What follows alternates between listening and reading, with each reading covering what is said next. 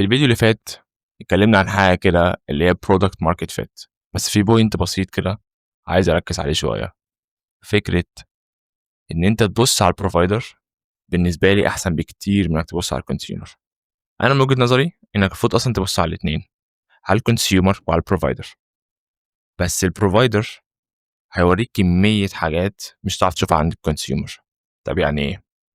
يعني لو أنت هتبني برودكت لدكاترة مثلا، أنت تكون دكتور أو ليك علاقة بالدكاترة، دي حاجة حلوة جدا، لأن ده هيخليك تعرف كويس قوي هما بيعانوا من إيه.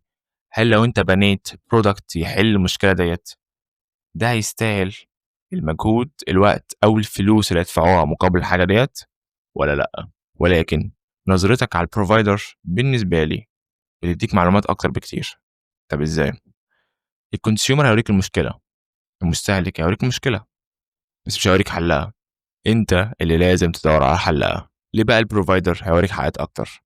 لان البروفايدر مش هيوريك بس المشكله اللي الكونسيومر او المستهلك بيعاني منها، هو كمان هيوريك ازاي حلها، ازاي يحولها لسيستم يقدر التيم يستخدمه ويتحول لفعلا بيزنس. بص على مين بيقدم الخدمه بتاعتك، بص على مين بيقدم نفس المنتج اللي انت عايز تبنيه، ادرسه كويس قوي وشوف هو بيعمل ايه، انت تعرف تعمله اسرع احسن او باقل مجهود من العميل.